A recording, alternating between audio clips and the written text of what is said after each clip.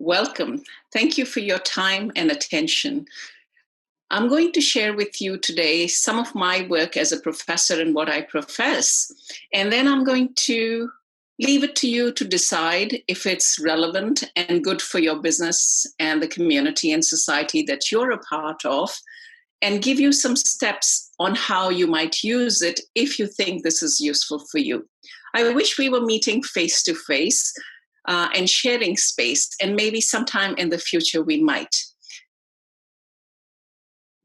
I'm one of the founders of International Humanistic Management Association's US chapter and the India chapter. That organization has been working for several years in trying to humanize management in many different ways. My role within it is to use the arts to claim our humanity and bring that to our work. So let me share with you a short video that explains what me and my colleagues have been doing. Be professional. Usually that means do not bring emotions or personal life to work. What if we were to show up as fully human at work?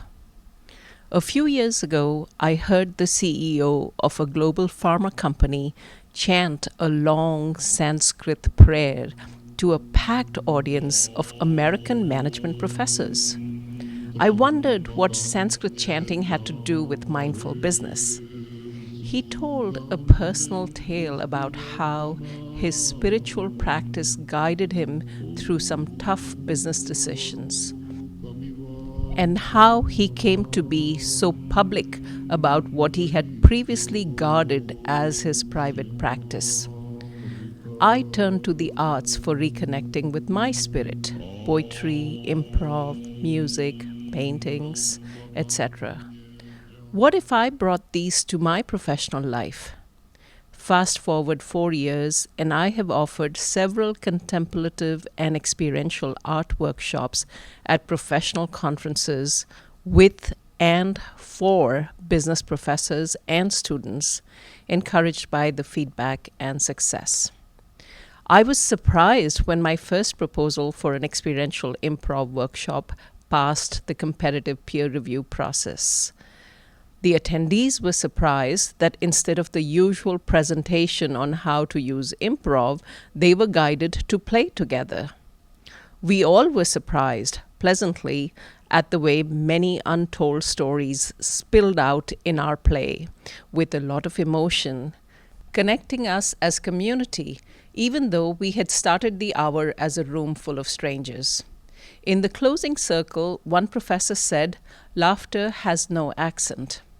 Another, a distinguished professor whose work I had admired since I was a student, said, "You're so brave to offer this.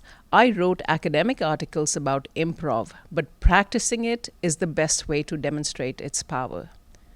This work has taken on a life of its own. I met colleagues who did inspiring work before me to pave the way for me to do this, and others who are inspired by my work.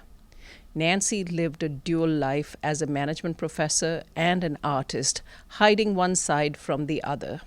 Steve nurtured a community that supported the use of arts in management.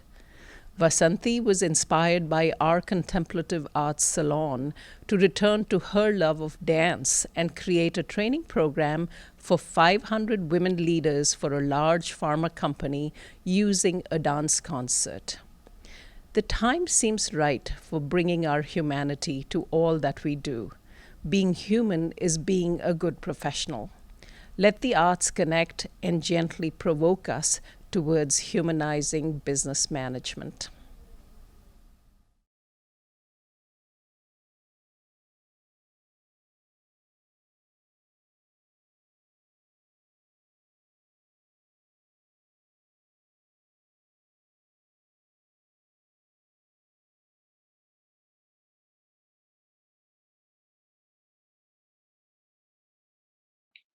The assumption behind this work is that you have to strengthen the individual first before you can strengthen the team, the organization, the business, and the community that they're a part of. So the suggestion in the video is to begin at the individual level and then build up from there. So the steps that I suggest if you want to use this work is to find something that rejuvenates your spirit. For me, it's the arts. For you, it might be something else. Maybe it's a place that you go to. Maybe it's a hike that you take. Or if it is the arts, maybe there's some piece of music or a song that has been a part of your life for a while that you go back to. A precious painting that you've enjoyed looking at, maybe a sculpture. Take some time to keep that thing that uplifts you, that revives you in your mind, and then talk to a confidant, a partner, a friend, or your journal, and spend some time, maybe half an hour, writing about why that piece of art has been so meaningful to you. Maybe when you encountered it, why it matters so much, how it has been helpful, how you might use it in what you do. How does it revive you? What does it reveal about your purpose and your spirit? Then I recommend sleeping over it, take 24 hours maybe, then go back, spend another half an hour with a journal now, thinking about whatever came up for you through reflection on that and how you might bring that to your work, to your team, to your business. What might have been a private hobby or the shadow side is really your light side, and that light needs to be brought into the world. How might that define the purpose of what you're doing at work? How might you show up differently in your team or your organization, or redefine the purpose of the work that you do? And then write down again who, when, what, why, how, for some baby steps that might you take. I'm all for being practice-oriented and action-oriented. What might you do next? How might you do that? Who might you do it with? And bring those actions to little steps that you need to be taking. This is going to be a little scary because the world doesn't necessarily feel like a welcoming place for something that you have held as a private practice. If questions come up about how will this help me make money? Where will I get the money to do this? That balancing budgets is important and necessary for businesses, but it's never the purpose of business. The purpose of business is to offer some value proposition to your customers, to your clients. What is that purpose? What is that value that you are here to create? And how might you create that?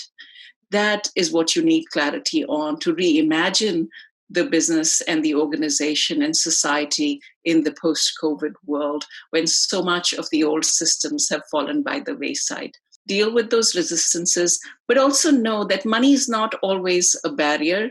There are many forms of capital. Maybe you have the time now. Maybe you have space. Maybe you know the right people and have the relationships to make something happen. In Silicon Valley, where I'm located, most of the startups call that sweat equity. Work with the sweat equity to realize those baby steps. And then if you need support, you know where to find me. You can go to the International Humanistic Management Association website. There are many resources there under the video link of people who have been doing this for years and years. And maybe through that, you will find the inspiration to do something that is good for you, good for your business, and good for society. Thank you for your time and attention.